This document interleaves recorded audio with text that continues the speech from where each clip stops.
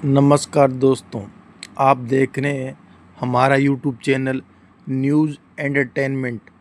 तो दोस्तों, आज हम बात कर रहे हैं उस राज्य की जो कभी चाय बागानों और काजीरंगा के गेंडे और संस्कृति के लिए जाना जाता था, लेकिन आज वहां की ज़मीन पर एक समुदाय को ज़बरन बेघर किया जा रहा है और घरों से निकाला जा रहा है, वो भी रोहिंग्या और बांग्लादेशी का ठप्पा लगाकर। जी हाँ, हम बात कर रहे हैं असम की, जहां मुसलमानों के खिलाफ चल रहा है सरेआम बुलडोज़र।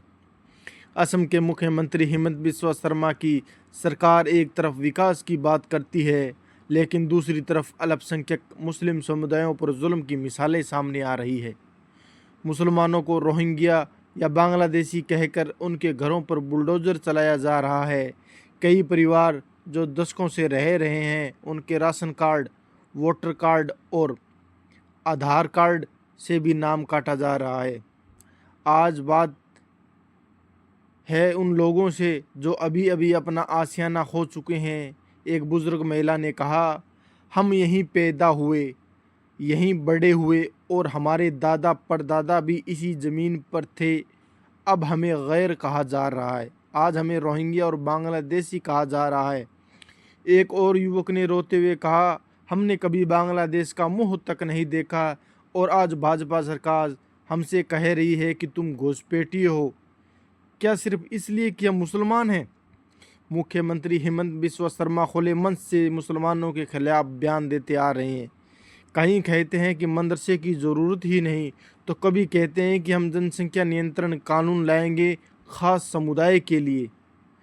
सवाल उठता है कि ये सब योजनाएं विकास के लिए है या किसी खास धर्म के खिलाफ एक टारगेट है या एक राजनीतिक हिस्सा है। दोस्तों, भारत का संविधान कहता है कि हर नागरिक को बराबरी का अधिकार है, चाहे उसका धर्म कुछ भी हो।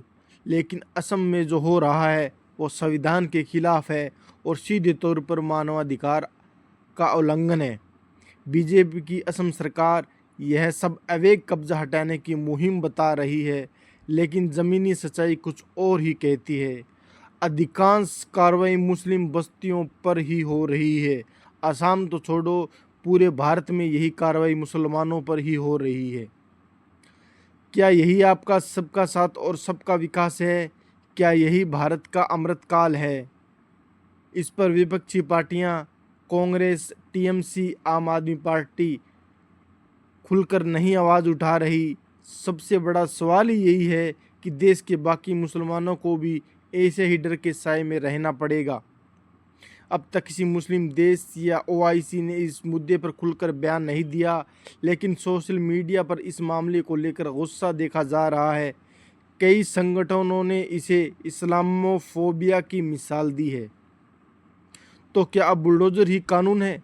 क्या मुसलमान होना ही अब इस देश में गुनाह रह गया है? और क्या इस देश में संविधान की जगह अब डर और नफरत का राज चलेगा? जवाब आपको देना है। सोचिए, सुप्रीम कोर्ट बार बार ये कह रहा है कि बुलडोज़र एक्शन को बंद कीजिए, लेकिन उसकी आवाज़ को दबाया जा रहा है क्योंकि बीजेपी सरकार है। बीजेपी की राजनीति ही सिर्फ और सिर्फ मुसलमानों पर ही चलती है। अगर इस देश में मुसलमान ना होते तो बीजेपी पार्टी का कोई भी वजूद नहीं होता।